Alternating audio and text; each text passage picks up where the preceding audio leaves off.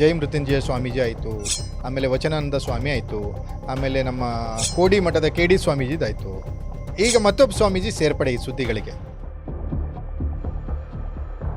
ನನಗಿರುವ ಬಹಳ ಪ್ರಶ್ನೆ ಅಂದರೆ ಈ ಮಕ್ಕಳ ಮಾಡುವ ಕಾಯಕ ಇದೆಯಲ್ಲ, ಅದು ಸ್ವಾಮಿಗಳಿಗೆ ಗೊತ್ತಿರುತ್ತಾ ಇಲ್ವಾ?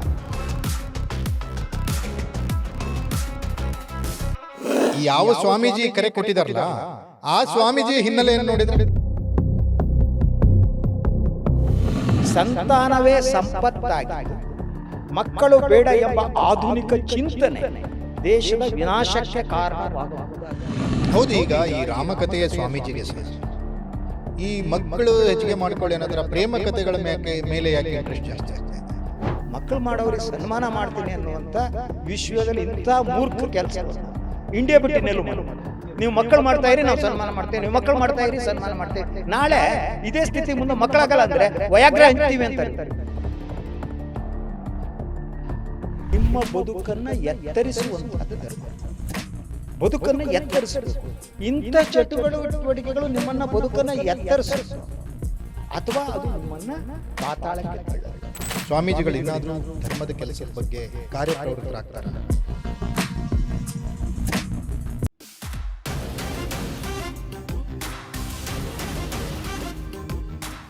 ಲೇಡೀಸ್ ಆ್ಯಂಡ್ ಜೆಂಟ್ಲ್ಮೆನ್, ಈ ಸ್ವಾಮೀಜಿಗಳು ಯಾಕೆ ಹೋಗಿ ಹೋಗಿ ನಮ್ಮ ಕೈಯಲ್ಲೇ ಬಂದು ಸಿಕ್ಕಾಕೊಳ್ತಾರೋ ಗೊತ್ತಾಗ್ತಾನೆ ಇಲ್ಲ. ಹಲವಾರು ಸ್ವಾಮೀಜಿಗಳ ವಿಚಾರಗಳನ್ನು ನೋಡಿದ್ವಿ. ಈಗ ಮತ್ತೊಬ್ಬ ಸ್ವಾಮೀಜಿ ಸನ್ಮಾನ ಕಾರ್ಯಕ್ರಮಗಳನ್ನು ಮಾಡ್ತಾ ಇದ್ದಾರೆ. ಸನ್ಮಾನ ಏನಕ್ಕಪ್ಪ ಅವ್ರು ಮಾಡೋದಂದರೆ ಆ ಒಂದು ತಾಕತ್ತನ್ನು ತೋರಿಸಿರುವ ವೀರರಿಗೆ, ಧೀರರಿಗೆ ಸನ್ಮಾನ. ಯಾವ ಥರ ತಾಕತ್ತು ಅಂದರೆ ಒಂಥರ ಇದು ನಿಮಗೆ ನಗೆ ತರಿಸ್ಬೋದು ಅಥವಾ ಹಾಸ್ಯ ಅನ್ನಿಸ್ಬೋದು, ಆದರೆ ನಿಜ ಇದು. ನಮ್ಮ ಹೊಸನಗರದ ಸ್ವಾಮೀಜಿಗಳು 3 ಮಕ್ಕಳನ್ನು ಹೆತ್ತಂಥ ವೀರ ಧೀರರನ್ನು ಕರೆದು ಸನ್ಮಾನ ಮಾಡ್ತಿದ್ದಾರೆ ಮಠದಲ್ಲಿ ಅನ್ನುವಂಥದ್ದು.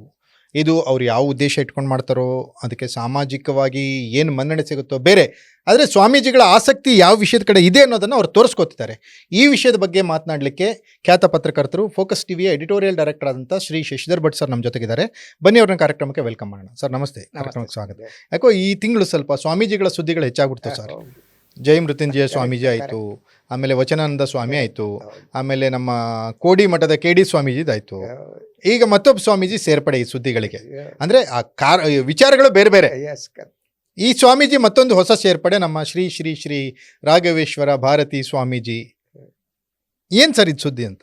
ಒಂದು ಇತ್ತೀಚಿನ ವರ್ಷಗಳಲ್ಲಿ ಆಯಾಯ ಜನ ಸಮುದಾಯದ ಸ್ವಾಮಿಗಳು ತಮ್ಮ ಜನಸಂಖ್ಯೆಯನ್ನ ಹೆಚ್ಚಿಸಿಕೊಳ್ಳುವ ಕಾಯಕದಲ್ಲಿ ನಿರತರಾಗಿದ್ದಾರೆ.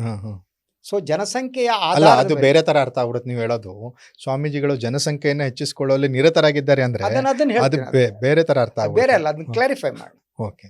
ಸೊ ಮೊದಲು ಸಾರ್ವಜನಿಕ ಸಭೆಗಳಲ್ಲಿ ಬೇರೆ ಬೇರೆ ಜಾತಿಯ ಸ್ವಾಮಿಗಳು ಕರೆ ನೀಡ್ತಾ ಹೋದ್ರು, ನೀವು ಹೆಚ್ಚೆಚ್ಚು ಮಕ್ಕಳನ್ನ ಮಾಡಬೇಕು ಅಂತ. ಸೊ ಮಕ್ಕಳು ಮಾಡುವುದು ಯಾಕೆ ಮಾಡಬೇಕು ಅಂದ್ರೆ ನಮ್ಮ ಜನಸಂಖ್ಯೆ ಜಾಸ್ತಿ ಆಗಬೇಕು. ನಮ್ಮ ಜನಸಂಖ್ಯೆ ಜಾಸ್ತಿ ಆದ್ರೆ ಸರ್ಕಾರದ ಸೌಲಭ್ಯಗಳು ನಮಗೆ ಹೆಚ್ಚಾಗ್ತವೆ, ಇಲ್ಲದಿದ್ರೆ ನಮ್ಮ ಜಾತಿ ನಶಿಸಿ ಹೋಗುತ್ತೆ ಅನ್ನೋದಕ್ಕೆ ಈ ರೀತಿಯ ಕರೆಗಳನ್ನ ಸ್ವಾಮಿಗಳು ಕೊಡೋದಕ್ಕೆ ಪ್ರಾರಂಭ ಮಾಡಿದ್ರು. ಆದ್ರೆ ನನಗೆ ಇರುವ ಬಹಳ ಪ್ರಶ್ನೆ ಅಂದ್ರೆ ಈ ಮಕ್ಕಳ ಮಾಡುವ ಕಾಯಕ ಇದೆಯಲ್ಲ, ಅದು ಸ್ವಾಮಿಗಳಿಗೆ ಗೊತ್ತಿರುತ್ತಾ ಇಲ್ವಾ ಅಂತ. ಅದು ಒಂದು ನನಗೆ ಇರುವ ಪ್ರಶ್ನೆ. ಅಂದ್ರೆ ಪ್ರತ್ಯಕ್ಷ ಪರೋಕ್ಷ ಗೊತ್ತಿಲ್ಲ ನನಗೆ. ಅಲ್ಲ, ಈ ಸ್ವಾಮೀಜಿಗಳ ಹಿನ್ನೆಲೆ ನೋಡಿದ್ರೆ ಗೊತ್ತಿದೆಯಾ ನಿಮಗೆ? ಅಲ್ಲಲ್ಲ, ಅವ್ರು ಕೊಟ್ಟಿರುವ ಆ ಒಂದು ವರದಿ ನನ್ನ ಅಲ್ಲಲ್ಲ, ಆ ವರದಿ ಅಲ್ಲ ಸರ್. ಈ ಯಾವ ಸ್ವಾಮೀಜಿ ಕರೆ ಕೊಟ್ಟಿದಾರಲ್ಲ ಆ ಸ್ವಾಮೀಜಿ ಹಿನ್ನೆಲೆಯನ್ನು ನೋಡಿದ್ರೆ ಅದು ಸಂಶಯಾಸ್ಪದವಾದದ್ದು ಅಂತ ಹೇಳಿ.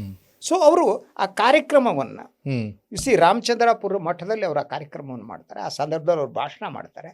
ಆ ಭಾಷಣದ ವರದಿ ನನ್ನ ಬಳಿ ಇದೆ. ಸೊ ಅದು ಏನ್ ಹೇಳ್ತಾರೆ ನೋಡಿ, ಇವತ್ತಿನ ಆಧುನಿಕ ಬದುಕಿನಲ್ಲಿ ಇದು ಎಷ್ಟರ ಮಟ್ಟಿಗೆ ಸರಿ ಅನ್ನೋ ಪ್ರಶ್ನೆ ಇದೆ. ಅವ್ರು ಜನಸಂಖ್ಯೆ ಹೆಚ್ಚು ಮಾಡ್ಕೋತಾರೆ, ಅವ್ರ ಹಣೆ ಬರ ಶಕ್ತಿ ಇದ್ರೆ ಮಾಡ್ಕೋತಾರೆ. ಇವತ್ತಿನ ದಿನ IT-BT ಕಂಪನಿಯಲ್ಲಿ ಮಕ್ಕಳು ಮಾಡೋ ಶಕ್ತಿನೇ ಹೋಗ್ತಾ ಇರೋ ಕಾಲಘಟ್ಟ ಮಾಡ್ಕೊಳ್ಳಿ. ಆದ್ರೆ ಇವ್ರು ಹೇಳ್ತಾರೆ ಸಂತಾನವೇ ಸಂಪತ್ತಾಗಿದ್ದು ಮಕ್ಕಳು ಬೇಡ ಎಂಬ ಆಧುನಿಕ ಚಿಂತನೆ ದೇಶದ ವಿನಾಶಕ್ಕೆ ಕಾರಣವಾಗಬಹುದಾಗಿದೆ. ಅಂದ್ರೆ ಈ ಕುಟುಂಬ ಯೋಜನೆ ಬಂತು ಈ ದೇಶದಲ್ಲಿ. ಕುಟುಂಬ ಯೋಜನೆ ಬಂದ ಮೇಲೆ ಅಭಿವೃದ್ಧಿಗೆ ಹಣ ದೊರಕ್ತಾ ಹೋಯ್ತು. ಆದ್ರೆ ಕುಟುಂಬ ಯೋಜನೆಗೆ ಮುಸ್ಲಿಮರು ವಿರುದ್ಧ ಆಗಿದ್ರು. ಅಂದ್ರೆ ಈಗ ಧಾರ್ಮಿಕ ಮೂಲಭೂತವಾದಿಗಳು ಅಲ್ಲ. ನಂಗೆ ಬರ್ತೀನಿ ಆ ವಿಷಯಕ್ಕೆ. ನನಗೆ ಈ ಸ್ವಾಮೀಜಿ ವಿಚಾರದ ಬಗ್ಗೆ ನನಗ ಮಾತಾಡ್ಬೇಕು ನಿಮ್ಮ ಹತ್ರ. ಈಗ ಈ ಸ್ವಾಮೀಜಿಗಳು ಸರ್ ಈ ಹಿಂದೆನೂ ಹಲವಾರು ಬಾರಿ ಹೌದು ತೀವ್ರ ಚರ್ಚೆಗೆ ಒಳಗಾಗಿದ್ರು. ಹೌದು ರಾಮಚಂದ್ರಾಪುರ ಮಠದಿಂದ ಆ ಸ್ವಾಮೀಜಿ ಪೀಠ ತ್ಯಾಗ ಮಾಡ್ಬೇಕು ಅನ್ನೋ ಘೋಷಣೆಗಳು ಕೇಳಿ ಬಂದಿದ್ವು. correct. ಆಮೇಲೆ ಹಲವಾರು ಆರೋಪಗಳು, ಗುರುತರವಾದ ಆರೋಪಗಳು ಬಂದಿದ್ವು. ಹೌದು ಅದೆಲ್ಲವನ್ನ ಮೆಟ್ಟಿ ನಿಂತ ಸ್ವಾಮಿ ಹೌದು ಅವು ಆರೋಪಗಳಿಂದ ಮುಕ್ತರಾಗ್ಲಿಲ್ಲ ಅವರು. ಅಲ್ಲಲ್ಲ ಅವರ ಒಟ್ಟಾರೆ ಅವರ ರಾಜಕೀಯ ಪ್ರಭಾವ, ಹ್ಮ್ ಮಾಧ್ಯಮ ಪ್ರಭಾವ ಇದೆಯಲ್ಲ, ಹ್ಮ್ ಆ ಶಕ್ತಿಯಿಂದ ಅವ್ರು ಉಳ್ಕೊಂಡಿದ್ದು. ಹ್ಮ್. 6 ಹೆಚ್ಚು ಜಡ್ಜಸ್ಗಳು ಹ್ಮ್ ಆ ಒಂದು ವಿಚಾರಣೆಗಳಿಂದ ಹಿಂಸರಿದ್ರು. ಹಿಂದಿಸರದು. ಹ್ಮ್ ಪೊಲಿಟಿಕಲ್ ಇವು ಆರೋಪ ಬಂದ ಮೇಲೂ ಹ್ಮ್ ಮಾಧ್ಯಮಗಳು ಅವ್ರಿಗೆ ಶ್ರೀ ಶ್ರೀ ಶ್ರೀ ಅಂತಿದ್ದು. ಹ್ಮ್ ಅದೇ ಕೆಳಜಾತಿ ಒಬ್ಬ ಸ್ವಾಮಿ ಇಂಥದ್ದು ಮಾಡಿದಾಗ ಹ್ಮ್ ಆತ ಏಕವಚನದಲ್ಲಿ ಕರೆಯಲ್ಪಡುತ್ತಾನೆ. ಕರೆಸ್ಕೊಳ್ತಿದ್ದ. ಹೌದು. ಇವರು ಇಂಥ ಆರೋಪ ಬಂದ ಮೇಲೂ ಕೂಡ ಹ್ಮ್ ಅದಾದ್ಮೇಲೆ ಅವರು ಮಾಧ್ಯಮಗಳ ಮೇಲೆ ಹ್ಮ್ ದಟ್ ಸ್ಟೇಗಳನ್ನ ತಂದ್ರು, ಹ್ಮ್ ಯಾರು ಹೇಳ್ಕೂಡ್ದು ಅನ್ನೋದನ್ನು ಮಾಡಿದ್ರು. ಹ್ಮ್ ಎವ್ರಿಥಿಂಗ್ ಈ ಡಿಡ್ ಇಟ್. ಹ್ಮ್ ಸೊ ಒಟ್ಟಾರೆ ಈಗ ಅವ್ರು ನೀಡ್ತಾರೆ, ಅವರು ಅವರ ಇಡೀ ನಡವಳಿಕೆ ಪ್ರಶ್ನೆ.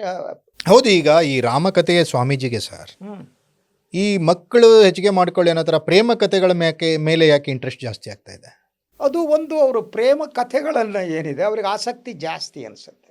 ಹ್ಮ್ ಯಾಕೆಂದ್ರೆ ಅವರ ಈ ಶಂಕರಾಚಾರ್ಯ ಪೀಠದ ಪರಂಪರೆ ಇದೆಯಲ್ಲ, ಹ್ಮ್ ಆ ಪರಂಪರೆಯಲ್ಲಿ ಡ್ಯಾನ್ಸ್ ಗಿನ್ಸ್ ಇರಲಿಲ್ಲ. ಹ್ಮ್ ಹಾಡು ಹೇಳೋದು, ನರ್ತನ ಮಾಡೋದು, ಕುಣಿಯೋದು ಎಲ್ಲ ಪರಂಪರೆಯಲ್ಲಿಲ್ಲ. ಹ್ಮ್ ಶಂಕರಾಚಾರ್ಯರು ಅಂದರೆ ಅದ್ವೈತ ಧರ್ಮ ಏನಿದೆ ಅದು ಡಿಫ್ರೆಂಟ್ ಆದ್ದು. ಹ್ಮ್ ನೀವು ಈ ಡ್ಯಾನ್ಸ್ ಮಾಡೋದು, ಕುಣಿಯೋದು ಇನ್ನೊಂದು ಏನಿದೆ ಹ್ಮ್ ಅದು ಈ ಭಕ್ತಿ ರಸದ ಇನ್ನೊಂದು ರೀತಿ. ಹೌದು. ಅದು ಈ ಮಠಕ್ಕೆ ಸಂಬಂಧ ಇಲ್ಲ. ಹ್ಮ್ ಶಂಕರಾಚಾರ್ಯರು ಬಹಳ ಅಂದ್ರೆ ವೈಚಾರಿಕವಾಗಿ ಅವ್ರು ಇನ್ನೊಂದು ಹಂತದಲ್ಲಿದ್ದವರು. ಹ್ಮ್ ಈ ಮಠದಲ್ಲಿ ಇಂಥದ್ದು ನಡಿಬೇಕೋ ಗೊತ್ತಿಲ್ಲ, ಮಠ ಚೇಂಜ್ ಆಯ್ತು, ಹ್ಮ್ ಬದಲಾವಣೆ ಆಯ್ತು. ಹಾಡು ಅಪ್ಡೇಟ್ ಆಯ್ತಾ ಸರ್ ಮಠ? ಅಪ್ಡೇಟ್ ಅಂದ್ರೆ ಕನ್ಯಾಸರೆ ಅಥವಾ ಕನ್ಯಾ ಅದೇನೋ ಬೋಧನೆಗಳು ಮಾಡೋದು, ಅವ್ರ ಕಾಲ ತೊಡೆ ಮೇಲೆ ಕುಡಿಸ್ಕೋದು, ಇಂಥದ್ದೆಲ್ಲ ನಡೀತು ಅಲ್ಲಿ. ಈಗಲೂ ನಡೀತಕ್ಕಂಥ ಕನ್ಯೆಯರಿಗೆ ಇದು ಮಾಡೋದು, ಆಶೀರ್ವಾದ ಮಾಡೋದು, ಅಂಥದ್ದೆಲ್ಲ ಚರ್ಚೆಗೆ ಒಳಗಾದು ಮಠ ಒಟ್ಟಾರೆಯಾಗಿ ಬದಲಾಯಿತು ಅನ್ನೋದು. ಹ್ಮ್ ಆದರೆ ಅವರು ಈ ಅಖಿಲ ಹವ್ಯಕ ಒಂದು ಸಮಾವೇಶ ನಡೀತು. ಆ ಟೈಮ್ನಲ್ಲಿ ಅವ್ರು ಕರೆ ನೀಡಿದ್ರು ಮಕ್ಕಳು ಅದೇ ಸಂದರ್ಭದಲ್ಲಿ ಇನ್ನೂ ಕೆಲವು ಸ್ವಾಮಿಗಳು ಕರೆ ನೀಡಿದ್ರು. ಹ್ಮ್ ಅವರು ನಮ್ಮ ಜಾತಿಯ ಜನಸಂಖ್ಯೆ ಜಾಸ್ತಿ ಆಗಬೇಕು, ಅದರಿಂದ ಮಕ್ಕಳು ಮಾಡುವ ಕಾಯಕದಲ್ಲಿ ನಿರತರಾಗಬೇಕು ಅಂತ. ನಿನ್ನೆ ಅವರು ಕರೆದ್ಬಿಟ್ಟು ಈ 87ಕ್ಕೂ ಹೆಚ್ಚು ದಂಪತಿಗಳಿಗೆ ಅವರು ಸನ್ಮಾನ ಮಾಡಿದ್ದಾರೆ. ಸನ್ಮಾನ ಮಾಡಿದ್ದಾರೆ. ಅಲ್ಲ, ಈಗ ನನಗೆ ಏನ್ ಗೊತ್ತಾ ಸರ್, ಈಗ ಪರೀಕ್ಷೆಯಲ್ಲಿ ಹೆಚ್ಚು ಮಾರ್ಕ್ಸ್ ತಗೊಂಡವ್ರಿಗೆ ಸನ್ಮಾನ ಮಾಡೋದು ಗೊತ್ತಿದೆ, ಜೀವನದಲ್ಲಿ ಏನಾದರೂ ಸಾಧನೆ ಮಾಡಿರೋರಿಗೆ ಸನ್ಮಾನ ಮಾಡೋದು ಗೊತ್ತಿದೆ, ಯಾವುದಾದ್ರೂ ಪ್ರಶಸ್ತಿ ಪಾರಿತೋಷಕವನ್ನು ಪಡೆದವ್ರಿಗೆ ಸನ್ಮಾನ ಮಾಡೋದು ಗೊತ್ತಿದೆ. ಈಗ ಈ 87 ಜೋಡಿಗಳು ಅಂದ್ರೆ ಅವರು ಅತಿ ಹೆಚ್ಚು ಸಾಧನೆ ಮಾಡಿರೋರು ಅಂತನಾ? ಅದೇ ನೋಡಿ, ಅದಕ್ಕೆ ಅವ್ರು ಹೇಳ್ತಾರೆ ಇದೇ ಸಂದರ್ಭದಲ್ಲಿ 3 ಅಥವಾ 3ಕ್ಕಿಂತ ಹೆಚ್ಚು ಮಕ್ಕಳನ್ನು ಪಡೆದ 87 ಮಾತೆಯರನ್ನ ಧನ್ಯ ಜನನಿ ಎಂಬ ಪ್ರಶಸ್ತಿ, ಧನ್ಯ ಜನನಿ ಅಂತ. ಸೊ ಮಕ್ಕಳು ಅವರ ಪಾಪ ಅವ್ರ ಗಂಡ ಏನ್ರಿ ತಪ್ಪು ಮಾಡಿದಾನೆ, ಅವನಿಗೆ ಧನ್ಯ ಜನಕ ಅಂತ ಕೊಡ್ಬೇಕು, ಇಬ್ರಿಗೂ ಸೇರಿ ಕೊಡ್ಬೇಕಲ್ವಾ? ಮಕ್ಕಳಾಗದ ಇಬ್ರು ಸೇರಿ ನೀವು ಧನ್ಯ ಜನನಿ ಅಂತ ಪಾಪ ಗಂಡ ಓದ್ನಲ್ರಪ್ಪ, ಧನ್ಯ ದಂಪತಿ ಅಂತ ಅದಾರು ಕೊಡ್ಬೋದಾಗಿತ್ತು. ಅದು ಈ ಪ್ರಶಸ್ತಿಯನ್ನು ಕೊಡಿ. ಅದಕ್ಕಿಂತ ಅವ್ರು ಇನ್ನೊಂದು ಸ್ವಾಮಿ ಇದನ್ನ ಅವ್ರ ಭಾಷಣದಲ್ಲಿ ನೆನಪು ಮಾಡ್ತಾರೆ, ಅದು ಕ್ಲಾಸಿಕ್ ಆದ್ದು. ಅದು ಕಂಚಿ ಕಾಮಕೋಟಿ ಅಂತ ಇನ್ನೊಂದು ಮಠ ಇದೆ, ಆ ಮಠದ ಇದ್ರ ನೆನಪು ಮಾಡ್ತಾರೆ. ಅವ್ರು ಹೇಳಿದ್ರಂತೆ 10 ಮಕ್ಕಳು ಮಾಡ್ಬೇಕು ಅಂತ. ಅವ್ರು 10 ಮಕ್ಕಳು ಮಾಡಿದವ್ರಿಗೆ ಸನ್ಮಾನ ಮಾಡ್ತಿದ್ರಂತೆ. ಇವತ್ತು ಆ ಶಕ್ತಿ ಇದೆಯೋ ಇಲ್ಲೋ ಗೊತ್ತಿಲ್ಲ. ಈ ಸ್ವಾಮೀಜಿಗಳಿಗೆ ಸರ್ ಮಾಡುವವ್ರಿಗೆ ಇಲ್ದಿದ್ರೆ ಅದನ್ನ ಹೇಗೆ ಪರಿಹರಿಸ್ಬೇಕು ಅನ್ನೋದು ಗೊತ್ತಿಲ್ಲ. ಅದ್ರ ಜೊತೆಗೆ ಈ ಕಮ್ಯುನಿಟಿಯಲ್ಲಿ ಹೆಣ್ಣು ಮಕ್ಕಳೇ ಸಿಗ್ತಿಲ್ಲ ಕಂಡ್ರಿ. ಅದ್ರ ಬಗ್ಗೆ ಸರ್ ಏನ್ ಗೊತ್ತಾ, ನೀವು ಸಿದ್ದಾಪುರದವರು, ನಾನು ಸಿರ್ಸಿಯವನು ಸರ್. ಈ ಕಮ್ಯುನಿಟಿ ಅವ್ರು ಹೆಚ್ಚಿಗೆ ಇರೋದು ಯಲ್ಲಾಪುರ, ಸಿರ್ಸಿ, ಸಿದ್ದಾಪುರ, ಸಾಗರ, ತೀರ್ಥಹಳ್ಳಿ ಅಲ್ವಾ, ಹೊಸನಗರ, ಈ ತಾಲೂಕುಗಳಲ್ಲಿ ಅತಿ ಹೆಚ್ಚು. ಮಡಿಕೇರಿಯಲ್ಲೂ ಸ್ವಲ್ಪ ಇದ್ದಾರೆ. ಆಮೇಲೆ ಕುಮಟಾ, ಹೊನ್ನಾವರ ಈ ಕಡೆ ಇದ್ದಾರೆ. ಸೌತ್ ಕೇರಳ, ಉಡುಪಿ, ಮಂಗಳೂರು, ಇಲ್ಲಿ ಕಾಸರಗೋಡಲ್ಲಿ, ಪುತ್ತೂರಿನಲ್ಲಿ ಅಲ್ಲಿ ಇದ್ದಾರೆ ಅಲ್ವಾ ಸರ್. ಅತಿ ಹೆಚ್ಚಿರೋದು ನಮ್ ಬೆಲ್ಟ್ ಅಲ್ಲಿ ಅಲ್ವಾ ಸರ್. ನೀವು ನೋಡಿದ್ರಿ, ನಾವು ನೋಡಿ ಅಲ್ಲಿ 1 ಎಕರೆ ಜಮೀನ್ ಇದ್ರೆ ಇಬ್ರು ಅಣ್ಣ ತಮ್ಮ, ಒಂದೊಂದು ಜಮೀನ್ ಒಂದೊಂದು ತೋಟದ ಮೇಲೆ 5 ರಿಂದ 6 ಸಿವಿಲ್ ಮ್ಯಾಟರ್ ಹಾಕೊಂಡು ಕೋರ್ಟ್ಗೆ ಮನೆಗೆ ಓಡಾಡ್ತಿದ್ರು ಅಲ್ವಾ ಸರ್, ವ್ಯಾಜ್ಯಗಳು. ಆಮೇಲೆ ಹವ್ಯಕರಲ್ಲಿ ಇನ್ನೂ ಆಗಬೇಕಾದಂತಹ ಕೆಲವೊಂದು ವಿಚಾರಧಾರೆಗಳು ಬೇರೆ ಬೇರೆ ಇದಾವೆ. ಸ್ವಾಮೀಜಿಗಳು ಅದನ್ನೆಲ್ಲ ಬಿಟ್ಬಿಟ್ಟು ಈ ತರದ ಕೆಲಸಕ್ಕೆ ಅದಕ್ಕಿಂತ ಏನ್ ಗೊತ್ತಾ ನೋಡಿ, ನೀವು ಬಹಳ ಇಂಪಾರ್ಟೆಂಟ್ ಇದನ್ನು ಪ್ರಸ್ತಾಪ ಮಾಡಿದ್ರಿ. 4-5 ಮಕ್ಕಳುಗಳ ಮಾಡ್ಕೊಂಡು ಅವರ ಇಡೀ ಭೂಮಿ ಇದೆಯಲ್ಲ ಅದು ಡಿವೈಡ್ ಆಗಿ ಅರ್ಧ ಎಕರೆ 1 ಎಕರೆ ಎಲ್ಲಿ ಸರ್ ಗುಂಟೆಗಳ ಲೆಕ್ಕಕ್ಕೆ ಆಗ್ಬಿಟ್ಟಿದೆ ಸರ್. ಗುಂಟೆಗಳ ಅದು ಅಲ್ಲದೆ ಈಗ ಹವ್ಯಕ ಕೂಸುಗಳೇನಂದ್ರೆ ಮಾಣಿಗಳನ್ನ ಮದುವೆ ಆಗಕ್ಕೆ ಒಪ್ಕೊಳ್ತಾ ಇಲ್ಲ. ಇಲ್ಲ. ತೋಟ ಮಾಡೋರಿಗೆ ಬೇಡ ಅಂತಾರೆ, ಅಥವಾ ಏನೋ ಅಂಗಡಿ ಇಟ್ಕೋತೀನಿ ಅಂದ್ರೆ ಬೇಡ ಅಂತಾರೆ. ಅಂದ್ರೆ ಅವನು ಏನು ಬರೀ ಅವ್ರು ಏನಂದ್ರೆ ಎಂಜಿನಿಯರ್ ಆಗಿರ್ಬೇಕು, ಡಾಕ್ಟರ್ ಆಗಬೇಕು, ಇಲ್ಲ ವಿದೇಶದಲ್ಲಿ ಇರಬೇಕು, ಇಲ್ಲ ಬೆಂಗಳೂರಲ್ಲಿ. ಆ ಬೆಂಗಳೂರಲ್ಲಿ ಸೈಕಲ್ ಹೊಡಿಲ್ಬೇಕಾರೆ ಇಲ್ಲಿ ಬಂದು ಮದುವೆ ಆಗ್ತಾರೆ, ಅಲ್ಲಿ ಊರಲ್ಲಿ ಆರಾಮಿದ್ರೆ ಮದುವೆ ಮಾಡ್ಕೊಳ್ಳೋದು. ಇಂಥ ಇದು ಅಂಥವ್ರಿಗೆ ಏನಾದ್ರು ಕರೆದು ಅಂತ ಮಕ್ಕಳಿಗೆ ಏನಾದ್ರು ಕಾರ್ಯಕ್ರಮವನ್ನು ರೂಪಿಸೋದು ಬಿಟ್ಟಿವರು ಈ ತರದ್ ಅದ್ರ ಮಾಡ್ತಾರೆ. ಜೊತೆಗೆ ಆ ಮಕ್ಕಳಾದ್ರೆ ಅವ್ರ ಎಜುಕೇಶನ್ ಏನು, ನೀವು ಅರ್ಧ ಎಕರೆ ಅಡಿಕೆ ತೋಟ ಇಟ್ಕೊಂಡು ಈಗ ತೋಟಗಳ ಭವಿಷ್ಯ ಏನು ಅಂತ ಗೊತ್ತಿಲ್ಲ. ಹೌದು, ಅಡಿಕೆ ಬಗ್ಗೆ ಅದು ಕ್ಯಾನ್ಸರ್ ಕಾರಕ ಅಂತೇಳಿ ಸಂಶೋಧನೆಗಳ ಏನೇನೋ ಆಗ ಹೋಗ್ಬಿಟ್ಟಿದೆ. ಪರ್ಯಾಯವಾದ ಕೃಷಿ ಪದ್ಧತಿ ಗೊತ್ತಿಲ್ಲ ಅವರಿಗೆ. ಇಂಥ ಕಮ್ಯುನಿಟಿ ಕೂತ್ಕೊಂಡು ಮಕ್ಕಳನ್ನು ಮಾಡಿ 3, 4, 5 ಇವ್ರು ಸನ್ಮಾನ ಮಾಡ್ತಾರೆ, ಮಕ್ಕಳು ಮಾಡೋದು ಬಿಡೋದು ಮಾಡಿದ್ರೆ ಅವ್ರಿಗೆ ಎಜುಕೇಶನ್ ಕೊಡಿಸೋರು ಯಾರು? ಈ ಸ್ವಾಮಿಗಳೆಲ್ಲ ಏನಾಗಿದೆ? ಅಲ್ಲ, ನನಗೆ ಮತ್ತೊಂದು ಇಲ್ಲಿ ಪ್ರಶ್ನೆ ಬರುತ್ತೆ ಸರ್. ಈಗ ಒಬ್ಬೊಬ್ಬ ಸ್ವಾಮೀಜಿಗೆ ಒಂದೊಂದು ವಿಚಾರದ ಬಗ್ಗೆ ಆಸಕ್ತಿ ಇರುತ್ತೆ. ಹಲವಾರು ಸ್ವಾಮೀಜಿಗಳನ್ನ ನೀವು ನೋಡಿದ್ರಿ. ನಡೆದಾಡುವ ದೇವರು ಶ್ರೀ ಶಿವಕುಮಾರ ಸ್ವಾಮೀಜಿ, ಬಾಲಗಂಗಾಧರನಾಥ ಸ್ವಾಮೀಜಿ, ಶ್ರೀ ಆದಿಚುಂಚನಗಿರಿ ಮಠ. ಈ ಸ್ವಾಮೀಜಿಗಳಿಗೆ ಒಂದು ದಾಸೋಹದ ಮೇಲೆ ಒಂದು ಆಸಕ್ತಿ. ಅನ್ನ, ಅಕ್ಷರ, ಶಿಕ್ಷಣ, ಈ ರೀತಿ ದಾಸೋಹಗಳನ್ನು ಮಾಡಿದ್ರು. ಈ ಸ್ವಾಮೀಜಿಗೆ ಯಾವ್ದ್ರ ಬಗ್ಗೆ ಆಸಕ್ತಿ ಇದೆ ಅಂತ ಅನ್ಕೋಬೇಕಂಗಾರೆ ನಾವು ರಾಘವೇಶ್ವರ ಸ್ವಾಮೀಜಿ ಅವ್ರಿಗೆ? ಅದನ್ನೇ ಸಮುದಾಯದ ಒಟ್ಟು ಜನಸಂಖ್ಯೆಯನ್ನ ಹೆಚ್ಚು ಮಾಡೋದಕ್ಕೆ ಯಾವ್ಯಾವ ಕಾರ್ಯ ಬೇಕೋ ಅಂಥ ಕಾರ್ಯಗಳಲ್ಲಿ ನಿರತರಾಗೋದು ಅಥವಾ ನಿರತರ ಆಗಿಸೋದು. ಗೊತ್ತಿಲ್ಲ ಅದರಲ್ಲಿ ಪಾರ್ಟಿಸಿಪೇಷನ್ ಯಾರ್ದು ಎಷ್ಟು ಪಾರ್ಟಿಸಿಪೇಷನ್ ಇರುತ್ತೆ ಏನು ಗೊತ್ತಿಲ್ಲ. ಸೊ ಯಾರ್ದು ಬೇಕಾದ್ರೆ ಇರಬಹುದು. ಆದರೆ ಇದು ಏನಿದೆ, ಒಂದನೇದಾಗಿ ಇವತ್ತಿನ ದಿನ ಕೂತ್ಕೊಂಡು ನೀವು ಅತಿ ಹೆಚ್ಚು ಮಕ್ಕಳನ್ನ ಮಾಡಿ ಮಾಡಿ ಅದರ ಅಭಿವೃದ್ಧಿಯಲ್ಲಿದೆ. ಅಭಿವೃದ್ಧಿಯಲ್ಲಿ ಜನರಿಗೆ ಪಾಲು 8% ಸಿಗುತ್ತೆ. ಹ್ಯಾಂಗ್ ಸಿಗುತ್ತೆ? So many. ಈಗಾಗಲೇ ಜನಸಂಖ್ಯಾ ಸ್ಫೋಟದಿಂದ ಈಗ ನಮ್ಮ ಪಾರ್ಲಿಮೆಂಟ್ ಕಾನ್ಸ್ಟಿಟ್ಯೂನ್ಸಿಗಳು 1ರಿಂದ 2 ಆಗ್ತಾ ಇದಾವೆ, ಡಬಲ್ ಆಗ್ತದೆ. ಹಂಗಿದ್ದಾಗ ಇವರು ಈ ತರ ಅದಕ್ಕಿಂತ ಸರ್ ಒಂದು ಸಮುದಾಯ ಇರುತ್ತಲ್ಲ, ಆ ಸಮುದಾಯ ಎದುರಿಸುವಂತ ಮೂಲಭೂತ ಸಮಸ್ಯೆಗಳೇನಿರ್ತವೆ ಅದಕ್ಕೆ ಪರಿಹಾರವಾಗಿ ಇಂಥ ಪೀಠಗಳು ಕೆಲಸ ಮಾಡಿದ್ರೆ ಅಲ್ಲ ಸರ್. ಈಗ ನನಗೆ ಈ ಸ್ವಾಮೀಜಿಗಳು ಕೊನೆಯದಾಗಿ ನಿಮ್ಗೆ ಕೇಳ್ಬಿಡ್ತೀನಿ ಸರ್. ಈಗ ಧರ್ಮದ ರಕ್ಷಣೆಗಾಗಿ ಅಥವಾ ಸಮುದಾಯದ ಹಿತರಕ್ಷಣೆಗಾಗಿ, ಸಮುದಾಯದ ಅಭ್ಯುದಯಕ್ಕಾಗಿ, ಶಿಕ್ಷಣಕ್ಕಾಗಿ, ಆರೋಗ್ಯಕ್ಕಾಗಿ ಕೆಲಸ ಮಾಡೋದನ್ನ ಬಿಟ್ಟು ಈ ಥರ ಒಂದು ರೀತಿ ವಿಚಾರಗಳಿಗೆ ಸ್ವಾಮೀಜಿಗಳು ಮನಸ್ಸು ಮಾಡ್ತಾ ಇರೋದು ಸಮಾಜದ ಮೇಲೆ ಯಾವ ರೀತಿ ಪರಿಣಾಮ ಬೀರುತ್ತೆ ಸರ್? ಅದು ಬಹಳ ಗಂಭೀರವಾದ ಪ್ರಶ್ನೆ ಇದು ಸರ್. ಒಂದು ಧರ್ಮ ಅನ್ನುವ ಶಬ್ದ ಇದೆಯಲ್ಲ, ಆ ಧರ್ಮ ಅನ್ನುವುದ ಶಬ್ದದ ಮೂಲ ದೃ ಅನ್ನುವ ಸಂಸ್ಕೃತ ಧಾತುವಿಂದ ಬಂದದ್ದು. ಯಾವುದು ದೃ ಅಂದ್ರೆ, ಯಾವುದು ಧರ್ಮ ಅಂದ್ರೆ ನಿಮ್ಮ ಬದುಕನ್ನ ಎತ್ತರಿಸುವಂತಹದ್ದು ಧರ್ಮ. ಬದುಕನ್ನ ಎತ್ತರಿಸಬೇಕು. ಇಂಥ ಚಟುವಟಿಕೆಗಳು ನಿಮ್ಮನ್ನ ಬದುಕನ್ನ ಎತ್ತರಿಸುತ್ತೋ ಅಥವಾ ಅದು ನಿಮ್ಮನ್ನ ಪಾತಾಳಕ್ಕೆ ತಳ್ಳುತ್ತೋ. ಬಹಳ ಮುಖ್ಯವಾಗಿ ಭಾರತೀಯ ಹಿಂದೂ ಧರ್ಮದಲ್ಲಿ ಬಹಳ ಸ್ಪಷ್ಟವಾಗಿದೆ ಯಾವ ಯಾವ ವಯಸ್ಸಿನಲ್ಲಿ ಏನ್ ಮಾಡಬೇಕು. ಬ್ರಹ್ಮಚರ್ಯ ಎಲ್ಲಿವರೆಗೆ ಪಾಲಿಸಬೇಕು, ಗೃಹಸ್ಥಾಶ್ರಮ ಎಲ್ಲಿವರೆಗೆ ಇರಬೇಕು, ವಾನಪ್ರಸ್ಥಾಶ್ರಮ ಹಂಗಿರ್ಬೇಕು. ಸೊ 60ರ ನಂತರ ವಾನಪ್ರಸ್ಥಾಶ್ರಮ ಇರಬೇಕು. ನೀವು ನಿಜವಾದ ಧಾರ್ಮಿಕರಾದ್ರೆ ಸೊ ಇದನ್ನ ನೀವು ನಿರ್ವಹಿಸಬೇಕ ಹೊರತು ದಾಂಪತ್ಯ ಅನ್ನೋದೇನಿದೆ, ದಾಂಪತ್ಯ ಅನ್ನುವುದು ಗಂಡು ಮತ್ತು ಹೆಣ್ಣು ಜೊತೆಯಾಗಿ ಬದುಕುವ ಒಂದು ಬಹಳ ಅದ್ಭುತವಾದ ಪ್ರಕ್ರಿಯೆ. ಅದನ್ನ ನೀವು ಮಕ್ಕಳ ಮಾಡುವ ಕಾಯಕವಾಗಿ ಪರಿವರ್ತನೆ ಮಾಡೋದಿದೆಯಲ್ಲ. ಸಂತಾನ ಬೇಕು ಅನ್ನೋದು ನಿಜ. ಆದ್ರೆ ಯಾವುದೇ ನಮ್ಮ ಧರ್ಮಗ್ರಂಥದಲ್ಲಿ ಸಂತಾನ ಇಷ್ಟೇ ಇರಬೇಕು ಅಂತಿಲ್ಲ. ನೀವು ವೇದ ಕಾಲದಿಂದ ಯಾವುದೇ ಇಷ್ಟೇ ಮಕ್ಕಳು ಮಾಡಬೇಕು ಅನ್ನೋದಿಲ್ಲ. ನಿಮಗೆ ಎಷ್ಟು ಮಕ್ಕಳನ್ನು ಸಾಕಕ್ಕೆ ಶಕ್ತಿ ಇದೆಯೋ ನಿಮ್ಮ ಸಾವಿನ ನಂತರ ನಿಮಗೆ ಮುಕ್ತಿ ಸಿಗಬೇಕು ಅಂತಂದ್ರೆ ನಿಮ್ಮ ಕ್ರಿಯಾಕರ್ಮವನ್ನ ಮಾಡೋದಕ್ಕೆ ಒಬ್ಬ ಮಗ ಇರಬೇಕು. ಕರೆಕ್ಟ್. ಕ್ರಿಯಾಕರ್ಮ ಆರತಿಗೆ ಒಬ್ಬ, ಕೀರತೆಗೆ ಒಬ್ಬ ಅಲ್ವಾ? ಈ ಕಾಲಘಟ್ಟದಲ್ಲಿ ನೀವು ಮಕ್ಕಳು ಮಾಡಿ ಅಂತ ಹೇಳ್ಕೊಂಡು ಹೊರಡ್ತಿದ್ದೀರಿ ಅಂತ ಆದ್ರೆ what type of nonsense it is. ಕಮ್ಯುನಿಟಿಯನ್ನು ಉಳಿಸಲ್ಲ ಇದು. ನಿಮ್ಮ ಕಮ್ಯುನಿಟಿ ಎಷ್ಟು ಜನ ಇದ್ದಾರೆ ಅನ್ನೋದು ಮುಖ್ಯ ಅಲ್ಲ ಸರ್, ಅವರ ಇಡೀ ಸ್ಟ್ಯಾಂಡರ್ಡ್ ಆಫ್ ಲಿವಿಂಗ್ ಹೇಗಿದೆ, ಅವ್ರು ಎದುರಿಸ್ತಾ ಇರೋ ಸಮಸ್ಯೆಗಳು ಯಾವುದು. ಈಗ ಹೆಣ್ಮಕ್ಳು ಸಿಗಲ್ವಲ್ಲ, ಎಲ್ಲಿ ಏನ್ ಮಾಡ್ಬೇಕು ಅದಕ್ಕೆ ಹೇಳ್ಬೇಕಲ್ವಾ? ಅದು ಎಲ್ಲವನ್ನ ಬಿಟ್ಟು ಮಕ್ಕಳು ಮಾಡೋರಿಗೆ ಸನ್ಮಾನ ಮಾಡ್ತೀನಿ ಅನ್ನುವಂಥ ವಿಶ್ವದಲ್ಲಿ ಇಂಥ ಮೂರ್ಖ ಕೆಲಸವನ್ನ ಇಂಡಿಯಾ ಬಿಟ್ಟು ಇನ್ನೆಲ್ಲೂ ಮಾಡಲ್ಲ. ನೀವು ಮಕ್ಕಳು ಮಾಡ್ತಾ ಇರಿ, ನಾವು ಸನ್ಮಾನ ಮಾಡ್ತೇವೆ, ನೀವು ಮಕ್ಕಳು ಮಾಡ್ತಾ ಇರಿ, ಸನ್ಮಾನ ಮಾಡ್ತೇವೆ. ನಾಳೆ ಇದೇ ಸ್ಥಿತಿ ಮುಂದೆ ಮಕ್ಕಳಾಗಲ್ಲ ಅಂದ್ರೆ ವಯಾಗ್ರ ಹಂಚ್ತೀವಿ ಅಂತಾರೆ ಇವರು. Is utter non sense. ಔಷಧಿ ಕೊಡ್ತೀವಿ, ವಯಾಗ್ರ ಹಂಚ್ತೀವಿ, ನೀವು ವಯಾಗ್ರ ತಗೊಳ್ಳಿ, ಮಕ್ಕಳು ಮಾಡ್ತಾ ಹೋಗಿ ಅಂತ. ಇದು ಸಮುದಾಯ ಉಳಿಸಲ್ಲ. ಇದು ಸಿ ದಟ್ ಬಹಳ ಸ್ಪಷ್ಟವಾಗಿ standard of living is important.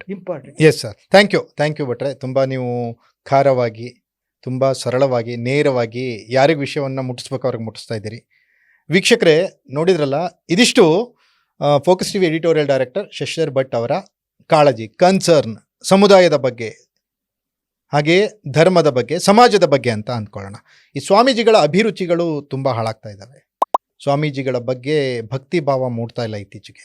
ಇದಕ್ಕೆ ಪ್ರತಿ ಮಠನೂ ಹೊರತಲ್ಲ ಅನ್ನುವಂತಹ ವಿಚಾರಧಾರೆಗಳಿಗೆ ಒಂದೊಂದೇ ಮಠಗಳಿಂದ ಹೊರಗೆ ಬರ್ತಾ ಇದ್ದಾವೆ. ಆ ಸುದ್ದಿಗಳನ್ನು ನೋಡಿದರೆ ಆ ರೀತಿ ಅನಿಸ್ತಾ ಇದೆ. ಸ್ವಾಮೀಜಿಗಳು ಇನ್ನಾದರೂ ಧರ್ಮದ ಕೆಲಸದ ಬಗ್ಗೆ ಕಾರ್ಯಪ್ರವೃತ್ತರಾಗ್ತಾರಾ? ಕಾದು ನೋಡಬೇಕಿದೆ. ಇದಾಗಿತ್ತು ಖ್ಯಾತ ಪತ್ರಕರ್ತ ಹಾಗೂ focus TV editorial director Shashidhar Bhat ಜೊತೆಗಿನ ವಿಶೇಷ ಸಂವಾದ. ನೆಲ ಜಲ ಭಾಷೆಗಾಗಿ ನೋಡ್ತಾ ಇರಿ ಫೋಕಸ್ ಟಿವಿ.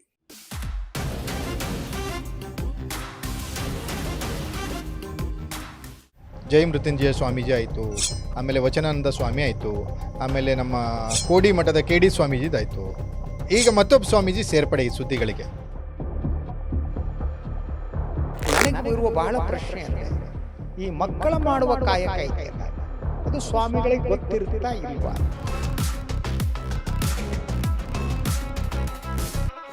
ಯಾವ ಸ್ವಾಮೀಜಿ ಕರೆ ಕೊಟ್ಟಿದಾರಲ್ಲ ಆ ಸ್ವಾಮೀಜಿ ಹಿನ್ನೆಲೆಯನ್ನು ನೋಡಿದ್ರೆ ಸಂತಾನವೇ ಸಂಪತ್ತಾಗಿ ಮಕ್ಕಳು ಬೇಡ ಎಂಬ ಆಧುನಿಕ ಚಿಂತನೆ ದೇಶದ ವಿನಾಶಕ್ಕೆ ಕಾರಣವಾಗುವುದು. ಹೌದು. ಈಗ ಈ ರಾಮಕಥೆಯ ಸ್ವಾಮೀಜಿಗೆ ಸಹ ಈ ಮಕ್ಕಳು ಹೆಚ್ಚಿಗೆ ಮಾಡ್ಕೊಳ್ಳಿ ಅನ್ನೋದರ ಪ್ರೇಮ ಕಥೆಗಳ ಮೇಲೆ ಯಾಕೆ ಇಂಟ್ರೆಸ್ಟ್ ಜಾಸ್ತಿ ಆಗ್ತಾ ಇದೆ? ಮಕ್ಕಳು ಮಾಡೋರಿಗೆ ಸನ್ಮಾನ ಮಾಡ್ತೀನಿ ಅನ್ನುವಂಥ ವಿಶ್ವದಲ್ಲಿ ಇಂಥ ಮೂರ್ಖ ಕೆಲಸ ಇಂಡಿಯಾ ಬಿಟ್ಟು ನಿಲ್ಲು. ನೀವು ಮಕ್ಕಳು ಮಾಡ್ತಾ ಇರಿ, ನಾವು ಸನ್ಮಾನ ಮಾಡ್ತೇವೆ. ನೀವು ಮಕ್ಕಳು ಮಾಡ್ತಾ ಇರಿ, ಸನ್ಮಾನ ಮಾಡ್ತೇವೆ. ನಾಳೆ ಇದೇ ಸ್ಥಿತಿ ಮುಂದೆ ಮಕ್ಕಳಾಗಲ್ಲ ಅಂದ್ರೆ ವಯಾಗ್ರ ಹಂಚ್ತೀವಿ ಅಂತ. ನಿಮ್ಮ ಬದುಕನ್ನ ಎತ್ತರಿಸುವಂತಹದ್ದು ಧರ್ಮ. ಬದುಕನ್ನು ಎತ್ತರಿಸಬೇಕು. ಇಂಥ ಚಟುವಟಿಕೆಗಳು ನಿಮ್ಮನ್ನ ಬದುಕನ್ನು ಎತ್ತರಿಸಬೇಕು ಅಥವಾ ಅದು ನಿಮ್ಮನ್ನ ಪಾತಾಳಕ್ಕೆ ತಳ್ಳಬೇಕು. ಸ್ವಾಮೀಜಿಗಳು ಇನ್ನಾದರೂ ಧರ್ಮದ ಕೆಲಸದ ಬಗ್ಗೆ ಕಾರ್ಯಪ್ರವೃತ್ತರಾಗ್ತಾರೆ.